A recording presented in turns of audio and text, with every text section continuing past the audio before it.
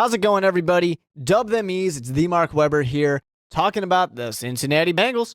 And Cincinnati, I don't know what to say about you guys.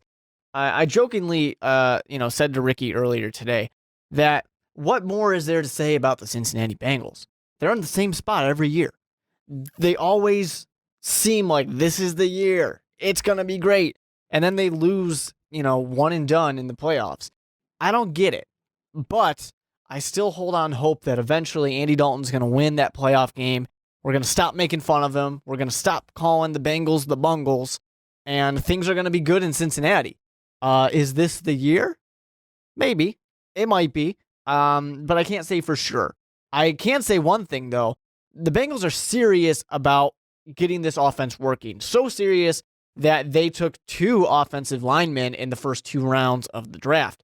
Basically saying to Andy Dalton, hey, we're putting guys in front of you who are going to keep you on your feet. So that A.J. Green, Brandon Tate, Marvin Jones, they all can get open, and even Eifert too. They can all get open, and there's no excuse. There's no excuse why we can't score touchdowns in the postseason or why we can't win those games in the postseason, because, man, can we win them in the regular season.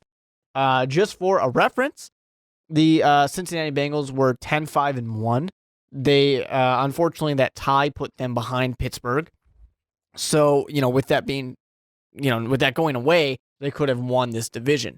Will they win this division this year? I'm not sure. Let's take a look at the schedule and see. Raiders, that's a win. Chargers, that's a loss. But that will be a good game. Actually, I'm excited to watch that game. Ravens, in this division, I pretty much have to give a split to everybody, essentially, with maybe the Browns being the exclusion there, just because these teams are all so close. It's also neck and neck. You'll notice we have quite a few divisions like that this year. So the first Ravens game, it's at Baltimore, so I will give you a loss. The Chiefs, you can beat the Chiefs. Seahawks, no. The Bills, at Buffalo, so let's give you a loss for this one. At Pittsburgh, let's give you a loss for that one. Then, of course, you get to play the Browns at home. That's a win. Texans. I'm going to give this one to the Cincinnati Bengals. I am high on the Texans this year. Like I keep saying, every time I look at the Texans as a team, I just feel better about them. But I think that the Cincinnati Bengals have been a more consistently good team, and I'm going to give them the win for this one. Cardinals, it's at Arizona. Arizona's got a great defense, but I don't believe they have the quarterback situation completely figured out. So Bengals, you're going to beat Arizona as well. Moving on, the Rams, they can win. They can beat the Browns at Cleveland, the Factory of Sadness. Steelers, that's your win against the Steelers. 49ers win. Not a win against the Broncos, but a win against the Ravens. So kind of a best case scenario. A worst case scenario, you're looking at 8 wins. Best case scenario, you're looking at 11 wins. You're in the exact same range you have been for so long. Eventually, it's got to just come down to, can they get over the hump? And as I say, and I believe I said this in our AFC North preview, you can check it out and let me know for sure at the Mark Weber. But eventually, people are going to be, people are already pointing the finger at Andy Dalton a lot. But eventually, people have to kind of either blame somebody or want somebody's head, to kind of say, we have to win. Look at the media all offseason for the Bengals. It's, will they win a playoff game? Can Andy Dalton win a playoff game? Is Andy Dalton a real quarterback? When is Marvin Lewis going to be kicked out of here?